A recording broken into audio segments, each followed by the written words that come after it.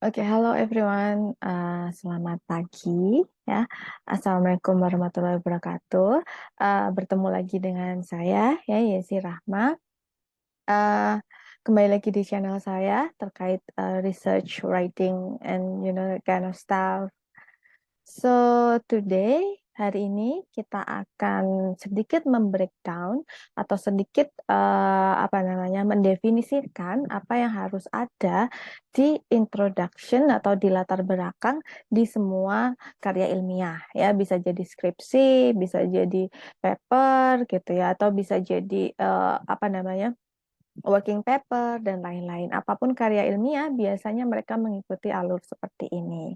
Nah, sebenarnya tidak ada SOP ya, atau sebenarnya tidak ada patokan pakem ya untuk menulis bagaimana baiknya introduction gitu ya. Ya seperti itu. Tapi biasanya di dalam introduction atau di dalam latar belakang itu ada beberapa hal yang harus kita masukkan ya. Yang pertama adalah general overview, yang kedua adalah topik khususnya, yang ketiga kajian literatur, yang keempat adalah gap literatur, yang kelima kontribusi, sama yang keenam adalah rumusan masalah ya. Oke, kita bahas dulu satu persatu ya. Kita berdiskusi masalah general overview. Apa itu general overview? General overview adalah standing point ya. Maksudnya bagaimana standing point itu seperti apa ya? Jadi standing point itu adalah ketika kalian melakukan suatu research di dalam sebuah di dalam sebuah topik gitu ya. Nah, standing pointnya di mana gitu? Oke, contoh saja gini, contoh aja climate change ya, isu-isu climate change gitu. Nah, general overview itu adalah standing point-nya climate change. Contoh general overview terkait climate change itu adalah yang pertama ya, menjelaskan bagaimana itu climate change, apa itu climate change dan lain-lain. Ya, terus yang kedua dia bisa mendefinisikan climate change, penyebabnya seperti apa, lalu akibatnya seperti apa, tapi hanya general saja. Jadi tidak khusus sama sekali, tapi umum, yang lebih ke umum. Nah, itu yang disebut sebagai general overview. Terus yang kedua itu adalah topik khususnya dan menjelaskan keadaan sekarang. Ya, contohnya seperti ini. Tadi saya sudah mencontohkan terkait climate change ya. Topik khususnya, maka climate change itu berdampak pada banyak masyarakat gitu ya. Contohnya seperti itu. Nah, khususnya di Indonesia gitu. Di Indonesia kenapa climate change berdampak sangat besar di Indonesia? Karena mungkin aja ya, mungkin banyak dari vulnerable household atau banyak dari rumah tangga rentan yang hidup di Indonesia. Dan biasanya ya dan biasanya eh, garis khatulistiwa, tahu kan garis khatulistiwa yang itu biasanya ya dampak dari climate change itu dirasakan lebih banyak ya berdasarkan kajian literatur, lebih banyak berdampak pada rakyat-rakyat atau citizen atau ya manusia yang berada pada garis khatulistiwa. Itu adalah topik khususnya yang menjelaskan keadaan sekarang. Bisa lagi, akan lebih baik lagi kalau ditambah dengan data dan grafik. Itu akan lebih menarik lagi gitu. Nah, untuk yang kedua ini ya, itu kita fokus pada itu. Kita fokus pada data, kita fokus pada keadaan sekarang, kita fokus pada isu-isu yang khusus. Nah, terus yang ketiga itu baru kita memasukkan paper-paper yang sudah kita baca atau paper-paper yang sudah ada terkait climate change ya. Di sini dalam paragraf ketiga ini atau dalam subtopik ketiga ini ya, Anda semua ya dibebaskan untuk mencari semua literatur review terkait climate change atau terkait apapun itu gitu ya. Kalian bisa memasukkan paper dari yang paling baru atau dari yang paling lama gitu ya. Biasanya kajian literatur itu dibagi menjadi dua ya. Yang pertama adalah grand theory, yang kedua adalah kajian literatur ya. Yang pertama kita ngomong dulu masalah yang pertama apa namanya kajian literatur. Sorry, apa namanya grand teorinya. Grand teorinya seperti apa? Climate change itu teori awalnya itu seperti apa gitu ya. Mungkin bisa jadi economic apa namanya green economic growth atau sustainable economic growth dan lain-lain. Pokoknya terkait climate change grand teorinya. Ya, ada beberapa subtopik ya, subtopik dari sebuah penelitian itu yang tidak apa namanya yang tidak mempunyai grand teori ya. Kenapa? Karena bisa jadi grand teori itu kan adalah teori-teori yang sudah ada sejak dulu kala ya. Contohnya apa namanya? Teori Soloswan, teorinya Romer, terus ya banyak lah ya teori-teori yang sudah ada sejak dulu kala dan semua orang ekonomi tahu gitu ya atau semua orang tahu gitu ya. Nah, akan tetapi ada beberapa subtopik yang tidak ada di dalam apa namanya grand teori gitu. Contohnya seperti apa ya? Contohnya pertama adalah bencana alam gitu ya. Kan belum ada sebuah teori yang mengatakan bukan yang mengatakan yang apa namanya menjelaskan terkait bencana alam. Belum ada sampai sekarang apa namanya teori yang terkait bencana alam, hubungannya ke manusia dan lain-lain gitu. Nah, jika hal ini terjadi pada kalian, kalian mempunyai subtopik, kalian mempunyai apa namanya ide yang tidak mempunyai grand teorinya, ya, itu sangat tidak apa-apa, ya. Kenapa ya? Karena apa namanya? Grand teori itu terus berkembang gitu ya dan bukan berarti ketika apa namanya ide kalian tidak ada grand teorinya bukan berarti ide kalian buruk bukan ya. Jadi ya memang karena grand teori itu berkembang akan tetapi perkembangannya itu lambat ya tidak sesuai dengan kajian literaturnya. Jadi kajian literaturnya itu pertumbuhannya itu meningkat gitu ya sementara grand teorinya itu setapak demi setapak setapak gitu ya. Bahkan ya saya mungkin kurang tahu ya terkait hal tersebut ya. Jadi kayak gitu ya. Jadi jangan merasa istilahnya minder kalau ternyata subtopik kalian itu tidak ada grand teorinya. Terus yang kedua terkait kajian literatur kan tadi saya menjelaskan kalau di dalam kajian literatur ada dua, ada grand teori, ada kajian literatur. Yang kajian literatur itu isinya adalah penelitian-penelitian terdahulu ya. Usahakan untuk kajian literatur ya apa namanya paper atau manuskrip yang kalian citasi, yang kalian gunakan itu tidak lebih dari 10 tahun ke belakang gitu ya. Biasanya seperti itu. Eh, apa namanya? Jadi alangkah lebih bagus lagi gitu ya, alangkah lebih bagus lagi kalau paper yang kalian citasi itu 5 tahun ke belakang atau mungkin 3 tahun ke belakang itu akan lebih bagus. Jadi kalian itu bisa langsung mapping gap literaturnya. Jadi sekali sekali menyelam sekali menyelam subtopik 3 sama 4 ini terlalui kajian literatur dan gap literaturnya itu terlalui gitu. Saya biasanya seperti itu gitu ya, tapi ada beberapa researcher yang istilahnya apa namanya best practice-nya tidak seperti itu, tapi saya biasanya seperti itu ya. Terserah kalian mau memakai yang mana. Terus yang keempat ada namanya gap literatur. Nah, di sini gap literatur di sini ya seperti yang sudah saya jelaskan sebelumnya ya, kalau gap literatur itu berdasarkan kajian literatur terdahulu. Ya, itu sebabnya saya tadi bilang usahakan 3 tahun atau 5 tahun apa namanya 3 tahun atau 5 tahun sebelumnya. Ya, jadi seperti itu. Dimana untuk menulis gap literatur ya itu ada banyak caranya ya ada banyak aspek yang bisa kalian masukkan terkait gap literaturnya. Yang biasanya saya gunakan itu ada 3, tapi sebenarnya ada 13 atau berapa gitu ya. Yang biasanya saya gunakan itu ada 3. Yang pertama adalah scope areanya. Scope area itu maksudnya kayak gimana? Oke, berdasarkan kajian-kajian terdahulu ya, berdasarkan penelitian terdahulu ya, peneliti itu semuanya fokus di negara ini atau negara ini dan belum ada di negara Indonesia. Nah, itu termasuk scope area yang masuk di situ karena belum ada peneliti yang meneliti itu di Indonesia. Jadi hasil penelitian nanti yang akan kalian apa namanya generate itu akan jauh lebih menarik gitu. Itu untuk yang scope areanya. Terus yang kedua adalah terkait metodologinya ya.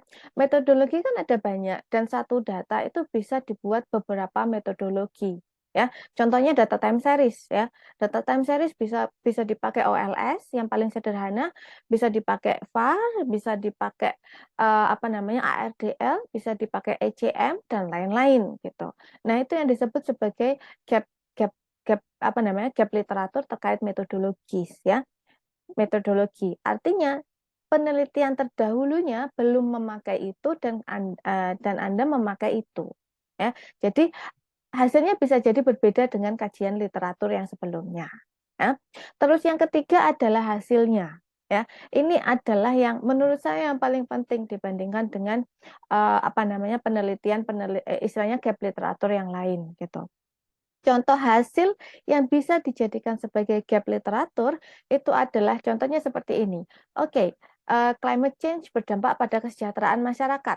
Ya, climate change berdampak pada kesejahteraan masyarakat. Kesejahteraan masyarakatnya turun. Jadi ketika climate change-nya naik, kesejahteraan masyarakatnya turun, kan? Nah, hal ini yang biasanya teorinya itu seperti itu ya. Climate change naik, kesejahteraan masyarakat turun karena mungkin lebih banyak banjir, terus apa namanya hawa atau temperatur jauh lebih panas gitu ya. Itu kan menyebabkan kesejahteraan manusia turun, menyebabkan kenyamanan seseorang yang awalnya tidak pernah pakai AC, pakai AC menyebabkan orang-orang pada beli mobil karena kalau naik motor kepanasan gitu ya. Nah, jadi kembali ke gap literatur tadi, ketika climate change naik, kesejahteraan turun. Berarti ada negatif relationship atau ada negatif hubungan negatif antara climate change sama kesejahteraan, ya nggak sih?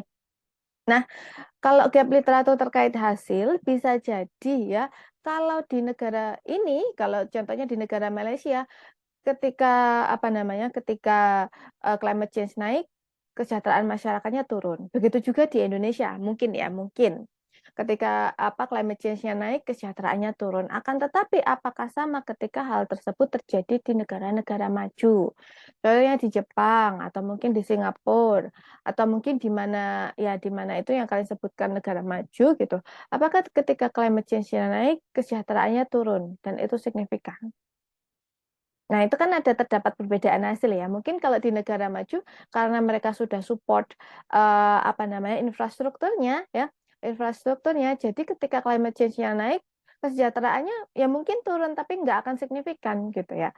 Ya mungkin aja ketika istilahnya di negara Jepang atau mungkin di negara-negara Jerman atau di negara Eropa yang negara maju, ketika climate change-nya naik, mereka tidak menurunkan kesejahteraan karena mereka terbiasa dengan gaya hidup mereka dan mungkin karena mereka sudah terbiasa pakai AC atau mungkin apa namanya apa di jalannya itu tidak terlalu panas, mereka terbiasa terkait hal tersebut gitu ya. Jadi bukan berarti ketika climate change-nya naik, kesejahteraan akan turun. Ya, bukan berarti seperti itu. Nah, jadi itu adalah 3 gap literatur yang bisa kalian pakai gitu ya. Mungkin saya akan membuat video lainnya terkait bagaimana cara mencari gap literatur yang lebih bagus lagi. Ya, akan tapi untuk video ini kita fokus di introduction saja. Oke, yang ke 1, 2, 3, 4, 5 adalah kontribusi. Ini yang sebenarnya apa namanya sering dilupakan oleh beberapa researcher ya. Tapi sebenarnya kontribusi ini bukan wajib ya. Maksudnya kontribusi itu sunnah, bisa dimasukkan di introduction, bisa dimasukkan di dalam chapter yang paling terakhir atau chapter 5 ya. Tapi biasanya saya menceritakan kontribusi di introduction sama di chapter 5 karena ketika kalian tidak menyebutkan kontribusi research kalian itu seperti apa ya, maka orang-orang akan malas membaca paper kalian. Biasanya seperti itu. Reviewer akan ya ini nggak ada kontribusinya gitu ya. Jadi menurut saya kontribusi itu perlu benar-benar di state, perlu benar-benar di-mention di dalam introduction gitu. Sama seperti gap literatur, ya kontribusi itu biasanya ada 3. Yang pertama adalah dari sisi akademisi. Sisi akademisinya itu tergantung dari gap literatur yang sudah kalian lakukan, yang sudah kalian selesaikan tadi di paragraf sebelumnya. Ya, jadi biasanya caranya adalah jadi penelitian ini mengisi kekosongan literatur terkait mungkin metodologi atau mungkin terkait hasilnya atau mungkin terkait skop areanya. Itu yang disebut dari sisi akademisi. Oke. Yang kedua adalah kontribusi nah, menurut policy maker atau menurut dari sisi government. Ya. Dari sisi government itu apa yang bisa kalian sarankan ketika ada policy maker atau ada orang-orang dari pemerintahan yang membaca paper Anda, gitu ya. Contohnya kayak gini, karena di semua kajian literatur menyatakan kalau climate change naik, maka kesejahteraan turun. Maka untuk menstabilkan kesejahteraan masyarakat, kita perlu menghandle climate change-nya itu, ya.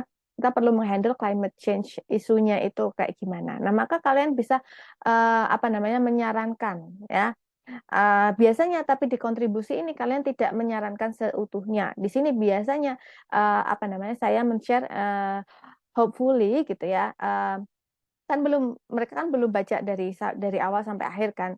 Jadi mereka baru baca di bagian introduction saja gitu. Saya biasanya menuliskan kayak hopefully ya paper ini bisa mengenerate policy maker mengenerate policies policy saran yang digunakan untuk saran yang diberikan kepada pemerintah dan diharapkannya dengan adanya itu bisa meningkatkan kesejahteraan masyarakat. Bisa jadi seperti itu.